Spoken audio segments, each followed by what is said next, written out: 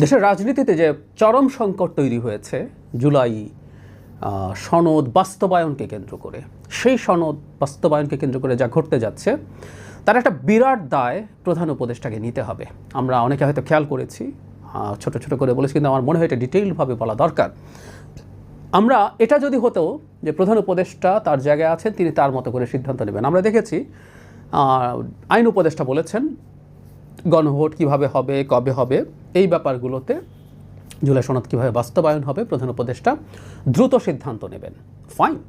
কিন্তু এখানে একটা বিশাল সংকট তৈরি হয়েছে, প্রধান উপদেষ্টা নিজে ঐক্যমত্য কমিশনেরও চেয়ারম্যান। সুতরাং ঐক্যমত্য কমিশন যে রিপোর্ট সাবমিট করেছে বাস্তবায়ন নিয়ে, যেটা নিয়ে চরম বিভেদ তৈরি হয়েছে এবং খুব সংঘাতের দিকে দেশকে ঠেলে দেওয়ার চেষ্টা আছে, বুঝে হোক না বুঝে হোক, ইচ্ছায় হোক বা অনিচ্ছায় হোক, প্রধান উপদেষ্টা সেটার পার্ট হয়ে গেলেন। মানে এটা হাস্যকর দেখালো আমার কাছে মনে হয়। যেদিন ডেপুটি ভাইস চেয়ারম্যান জনাব আলী রিয়াজ এটা প্রধান উপদেষ্টার কাছে সাবমিট করলেন বাস্তবায়নের পদ্ধতি, তার আগের দিন ঐক্যমত্য কমিশন বসেছিল প্রধানের নেতৃত্বে। ঐক্যমত্য কমিশনের চেয়ারম্যান হচ্ছে প্রধান উপদেষ্টা, তার নেতৃত্বে কমিশন বসেছে, তারা বসে এটাকে অ্যাগ্রি করেছেন, সিগনেচার করেছেন। তার মানে প্রধান উপদেষ্টা এটা পার্ট। এই যে আগুন লাগলো, লাগানোর পরিস্থিতি তৈরি হলো, এই যে কেওসের অবস্থা হলো, এটার সাথে প্রধান উপদেষ্টা নিজে জড়িত হয়ে গেলেন। বিপদটা এই জায়গায়।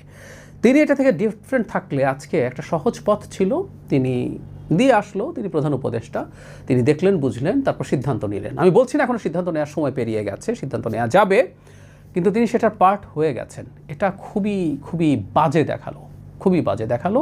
এবং তিনি এখন ঘোষণা যদি করেনও, আমি আশা করি, আমি আশা ছাড়তে চাই না, তিনি সম্ভাব্য বিপদ বুঝতে পারবেন, এই বিপদ বুঝে তিনি তার মতো করে সঠিক সিদ্ধান্ত নেবেন। এখানে একটা ট্রেড অফের চেষ্টা হতে পারে, আমি ধারণা করি, সেটা হচ্ছে ঠিক আছে নির্বাচনের সাথে হোক, কিন্তু বিএনপিকে বলা হতে পারে জুলাই সনদের যে নোট অফ ডিসেন্ট আছে এটা ছাড়াই গণভোট হবে, মানে দুটা দেবো না একটা দেবো, এইসব। অথবা তুমি যদি নোট অফ ডিসেন্ট রাখতে চাও তাহলে নভেম্বরে হবে, এসব চলছে, এসব করবে। কিন্তু সমস্যাটা ওই যে বললাম যে এই আলোচনাগুলো একদম খুবই নিউট্রাল জায়গা থেকে, শুধু নিউট্রাল না, আমাদের প্রধান উপদেষ্টার যে বয়স, যে অভিজ্ঞতা তার, তিনি আমাদের একদম মুরব্বী স্থানীয়, মানে দলগুলোরই কথা বলছি, তাদের প্রধানদেরই মুরব্বী স্থানীয় মানুষ, তাদের অভিভাবকের মতো তিনি ওই জায়গাটা নিতে পারতেন। কিন্তু তিনি এই বাস্তবায়নের বিষয়ে তিনি আসলে আলটিমেটলি নিজে পার্ট হয়েছেন। এটা খুবই খুবই বাজে দেখালো। এবং মানে বাস্তবায়নের যে রিপোর্ট আছে যেটা সাবমিট করা হলো, সেটা হচ্ছে ডক্টর ইউনূসের রিপোর্ট, এইভাবে বলা যায়, সাবমিট করা হচ্ছে ডক্টর ইউনূসের কাছে, নিজের রিপোর্ট নিচ্ছেন। ব্যাপারটা এই রকম দেখা গেল।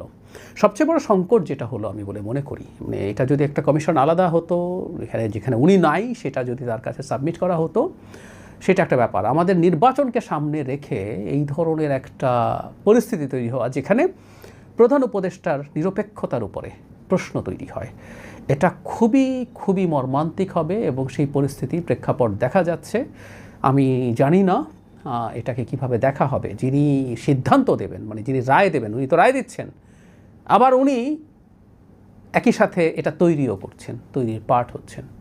এটা কতটা রিডিকুলাস দেখা যায়, কতটা হাস্যকর দেখা যায়, আমি জানি না সরকার এবং ঐক্যমত্য কমিশন এটা খেয়াল করেছে কিনা, আমি এখন পর্যন্ত দেখিনি। প্লাস কোনো ব্যাখ্যাও আমরা দেখি না। এই যে প্রতারণার অভিযোগ বিএনপির পক্ষ থেকে করা হলো, জুলাই সনদ যেভাবে স্বাক্ষরিত হয়েছে সেটা যেখানে পরিবর্তিত হয়েছে, কোনো ক্ল্যারিফিকেশন নেই।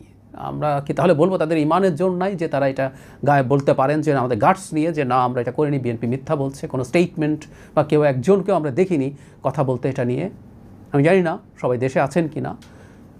ভাইস চেয়ারম্যান নিজে মার্কিন নাগরিক, চলে যাওয়ারই কথা, আরও কেউ আছেন কিনা জানি, কিন্তু দেশে এদের মধ্যে অনেকেই আছেন, কেউ না কেউ এই জিনিসটা একটু বিএনপি মিথ্যাচার করছে, বিএনপি বাজে কথা বলছে, এই কথাগুলো একটু বলুক।